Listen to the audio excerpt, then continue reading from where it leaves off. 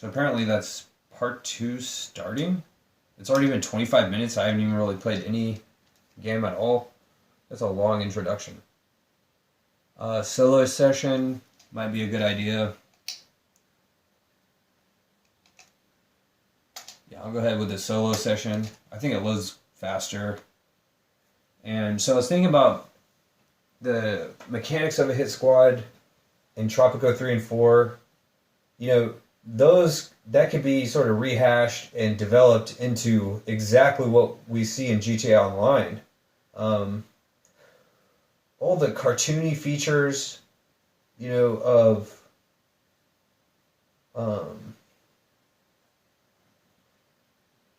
of GTA 5 compared to 4.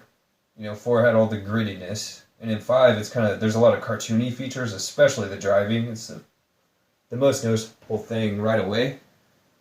It is very easily explained, taking in, if the engine was originally Road Rash 3D on N64, or maybe also San Francisco Rush, the racing game, maybe both. Maybe those shared one of the same proprietary engines. It's just almost identical to the idea of creating a new song, except for it's even more less original than like a new song or copying one's speech or something. It's like more so just copy and pasting. So anyway, so here's cool. Here's something that's cool. Finally, this dealership is open for business after years and years. A lot of the cars look like the cars straight out of Tropico. I wonder how much the go-kart cost. Oh, to take it for a test drive, that would be nice. Okay.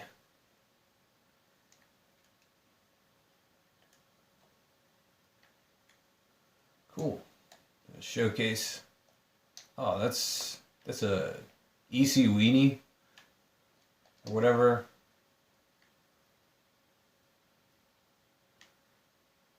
I already have a Tornado that looks a lot like this. It's not missing a hood though. I didn't know that they could have that cage.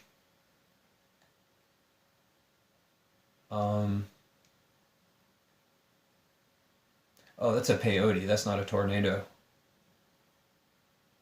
I want to try this go-kart though. How much does it cost? You currently cannot inspect the vehicle. What's up with that? Oh, it cost $1 million. A go-kart that cost $1 million? Give me a break. It's kind of not identical, but it's kind of like riding a bicycle in the road, right? It's very similar. She's already got a flying motorcycle. I didn't really realize until I was watching that I could sort of pretend like it's a bicycle or something. So this is more like a soapbox. The go-kart. Try first person view. Cool. Yeah, everything works. Weapons and such. Yeah, the go-kart's alright.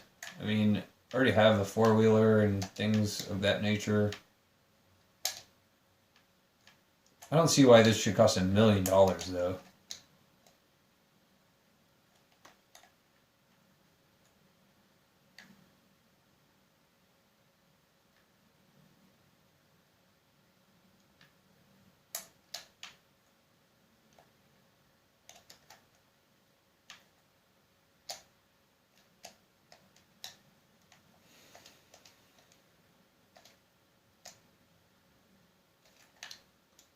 So test drive's ending. Let me restart that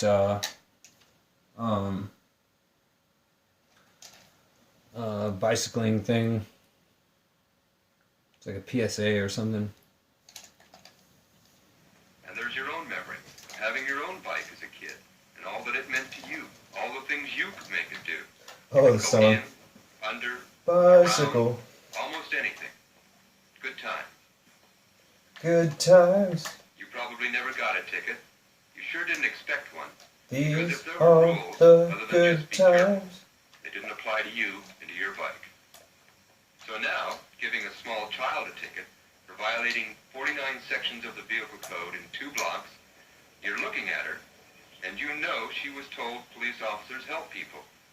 And here she is, feeling strangely punished in a way that may or may not mean anything to her, by a person she doesn't know, for something she doesn't understand. Put all this together, all these influences on you, add a few more of your own, and this becomes the familiar scene. He's riding on the wrong side of the street, you go right on by. He makes an illegal left turn in traffic, right on by. Runs a stop sign, right on by. That's the way police responded when you were a kid, and unless you see them nearly causing an accident, that's still pretty much the way it's going to be today. Unfortunately, as you know, the world's changed a little since you were a kid. In fact, no one knows better than an officer of the law that where there used to be quiet streets, there are cars and more every day. Less room for bikes, less room for error. Then turn around and add more bikes, because there are more kids and more people in general preferring bike riding to cars, a bike boom, and the game between bikes and cars starts to get a little dangerous. Beep, beep, beep. Primarily because one side, the bikes, one whole section of vehicular traffic is still pretty much allowed to operate outside the law, and they're suffering for it. From June of 1972 to June 73, the city of Santa Barbara, under a grant from the Office of Traffic Safety, conducted a study of accidents between bikes and cars. The findings you may have known even before they started. For example, during a 4-year period, from 69 to 72, automobile accidents resulting in injury or death remained relatively constant, even though there were more and more cars. And yet, during this same period, bike accidents resulting in injury or death didn't increase, they doubled. And since over 90% of the bike riders violate the law, it comes as no surprise that in 70% of the accidents between bikes and cars, the bike rider was at fault. For the most part, he causes them, he gets hurt. Now, what's worse in all this is that the study also showed that children, kids 13 and under, who account for only 8% of the traffic, are involved in almost half of the accidents. Now, statistics are fine. They help make a point. But this is what it looks like. There's no doubt it's getting more familiar. If last year you were called to a scene like this, you can bet this year you'll be called to 2. Next year, 3. And the next year, 4. You're going to have to take a report, determine cause, and you know what you'll find. He was on the wrong side of the street. He made an illegal left turn into traffic. He ran a stop sign or red light. He talked to kids in schools, gave safety tips, and the accidents continue to rise. He put on bike rodeos, explained the laws to everybody, and the accidents continue to rise. Obviously, education helps, everything helps. But the study, again, proved what you see every day for yourself, that even after bike riders know the rules of the road, they're going to violate them anyway, because that's the way it's always been, the public in general permits it, and you permit it.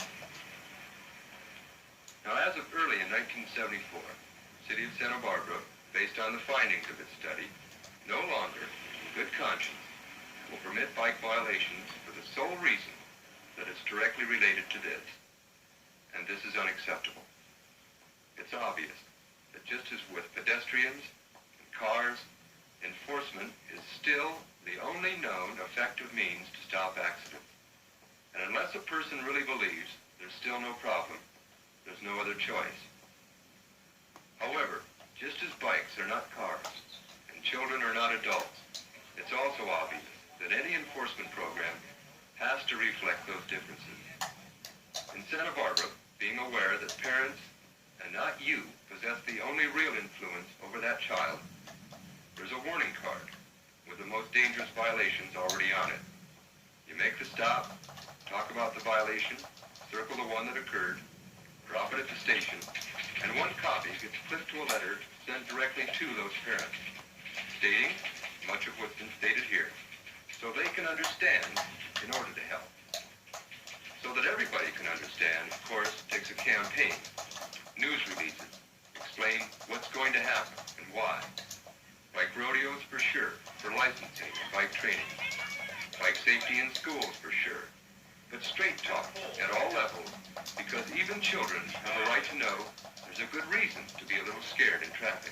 35 miles an hour, that boy died. He broke his neck getting that pole. For the parents, TV ads and radio spots show clearly what's wrong, how it got this way, and what now has to be done.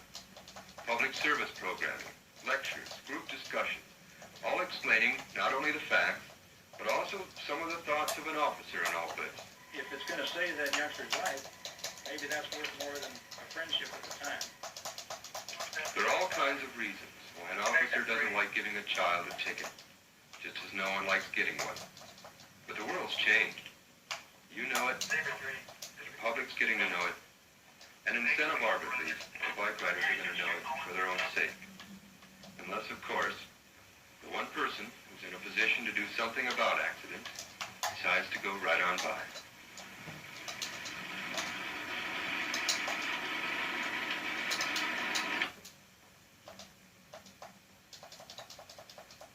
The ticket, just as no one likes it.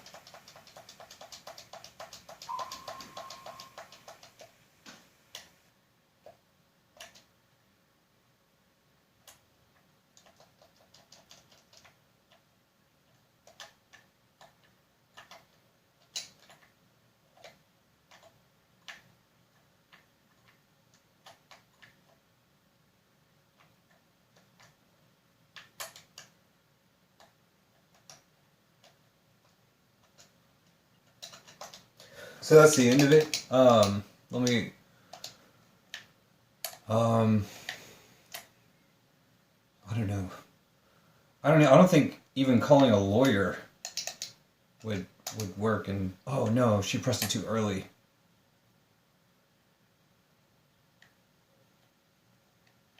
She got to run if this guy pulls out a weapon. All right, so she got the bag. Right? Where is the bag? Okay, now she had just picked it up. $199.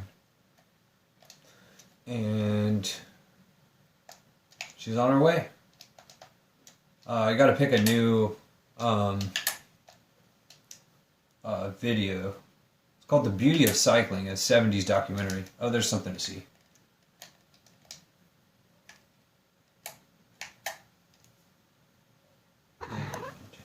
Hello, Sally.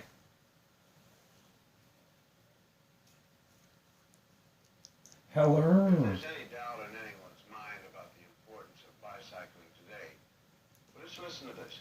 According to a recent report, there are now over... So this is part If 2. there's any doubt in anyone's mind about the importance of bicycling today, let's listen to this. According to a recent report, there are now over 25,000 miles of bikeways in use in the United States. Bikeways that range from paths exclusively for cyclists to street routes to be shared with autos. And the Federal Highway Act of 1973 provided millions of dollars for bicycling facilities to be constructed. Of course, some cities are acting faster than others. The City of Santa Ana has just adopted a bike trail system which is citywide and eventually will cover 70 miles of our city with bicycle trails and bicycle paths. Because of this, our phase 1, which is the first phase, The crazy. I'm trying to pull out a Tommy gun. bicycle trails or bicycle lanes within 1/8 That's of a mile crazy. of every student's home. So Crazy, crazy. from kindergarten to grade 12, students will be able to ride their bicycle in relative safety and either away from automobile traffic or... Debbie's had too much of that junk energy drink. So it looks like there are going to be more and more places you can go on a bike that those gas burners can't go. This Gas burners? is traveling the Tiburon Bike Path, just north of San Francisco. Every weekday morning, hundreds of commuters board ferry boats from this same little town and from nearby Sausalito to enjoy a bracing 40-minute ride to San Francisco. Many of these commuters ride bikes. Once in the city, the cyclists are only minutes away from their offices. Commuters I don't know what I'm doing. bus stop. A lot of times enjoying a bike can be more. Get out of the car. Many young bikers today have joined Get down on the ground. an international Doesn't she have a club taser or something? bicycle tours all over the world. Man. And of course, the oldest bicycle club in America is the League of American Wheelmen, who was founded in The League of American Wheelmen? 1890s. I The picked league had- American Wheelman as my Twitch username. I didn't even know that was a And thing. although its I really didn't. activities and membership dropped to nearly nothing during the 30s. Well, it wasn't original. I took it from the PS3 game title. And well, I think it was a movie first. living near you. There are also some very And, special bicycle programs like this My friend and classmate Wellman, who's also a fellow video gaming streamer on Twitch. San Francisco Boys Club believes that And I made the Twitch account to join his stream, from enjoying the fun and healthful benefits of I made the bicycling. account name Wheelman, like Wellman. Now, let's get back to our test. The next part It's of the recording. I challenge wish it would is stop recording. I don't know what button I press to Section make it record. C, multiple choice. 1. The best way to pass through wet leaves, sand, gravel, or other unstable That's the surfaces important is part. to A. Would the recording just stop? I don't know what button I pressed. Swerve to the right. Swerve to the left. Go straight through without turning or speeding up and prepare to brake if necessary. 2 stops this time. Bump, bump. 2 stops this time. 2. All of the above. First, you should A. Pay particular attention to moving traffic on your left. B. Watch for opening car doors. C. Watch for someone pulling out from the driveway or curb. D. All of the above. 3. When approaching a busy intersection and you wish to make a left turn, you should A. Signal for left turn and move to the center of the street. B. Signal left turn, staying near the curb, and make turn at intersection. C. Oh, I remember how to stop the recording. I just paused it. Dismount at curb. But it looks like the Walk game your bike crashed across the now. intersecting street. No. Good. Obey whatever traffic control signs may be present. Walk your bike across the second street and then resume driving. D. None of the above. She needs a new bike. 4. What about a mountain bike? The only time it is safe to ride someone else on your bike is A. When there is room for another rider on the seat. B. When the second passenger is approximately half your weight. C. When you stay in the driveway. D. None of the above. What's the mountain bike? Here's the mountain bike. Okay, then we'll get right to the answers, and I hope you're building up a good score.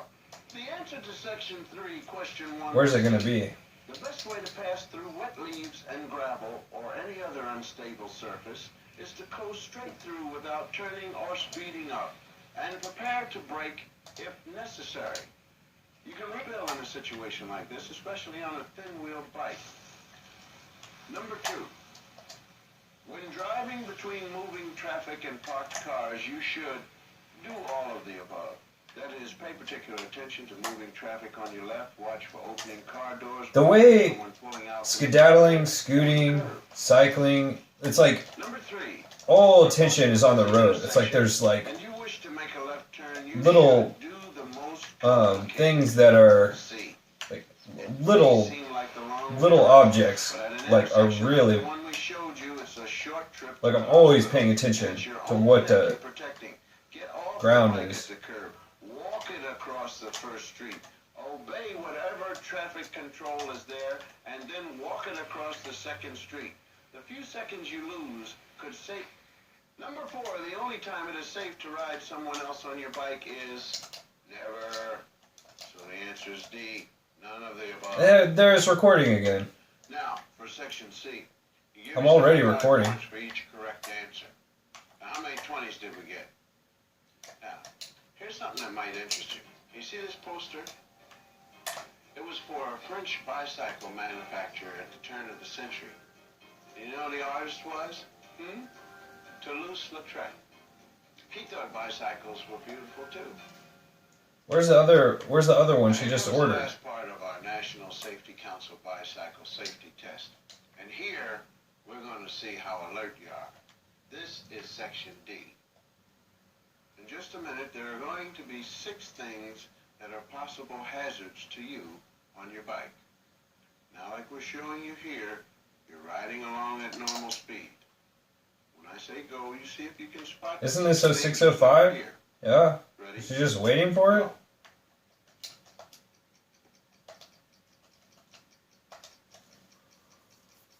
She's just waiting for it to arrive. I don't know what's taking it so long.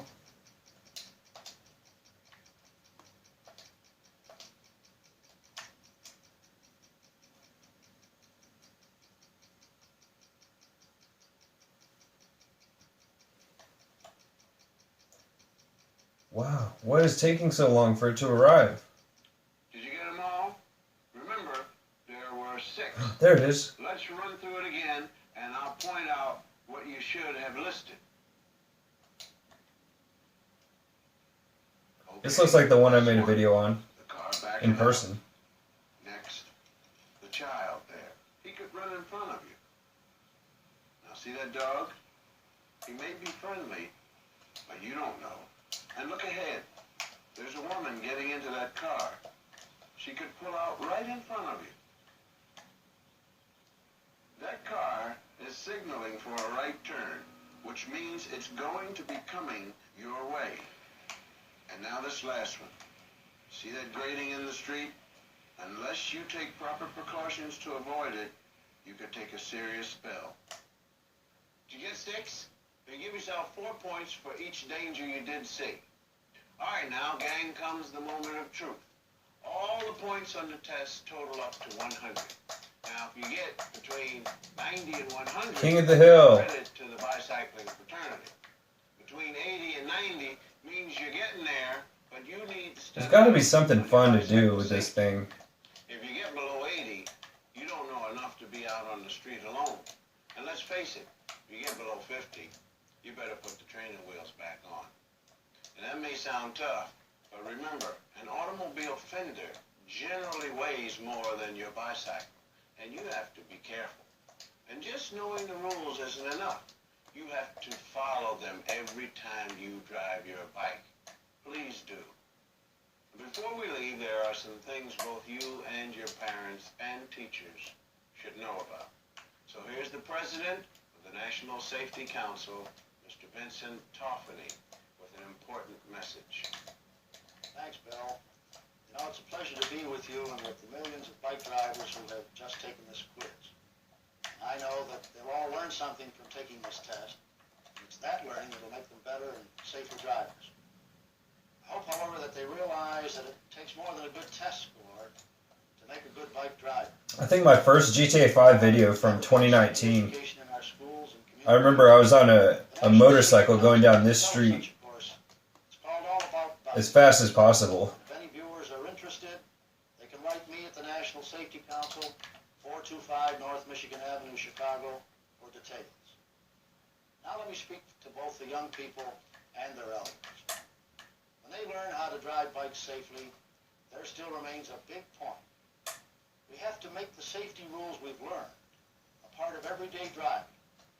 I would have it at this view, except for I hate when I can't see any of the hood of the car or It's the about time for a safe little spin around the block. handlebars and stuff. I picked up a few pointers myself. Now I'm starting to notice the Maybe potholes meet in down the road road. somewhere. Like On this, bike, of course. And it would be just so remember, bumpy, I know, bicycles in person. are beautiful. Be like,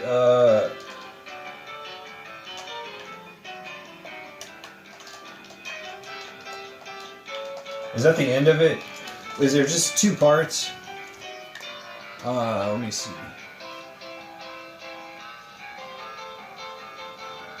It doesn't show it in the recommended videos. It's called, I'm going to search the title. I don't want to say it out loud.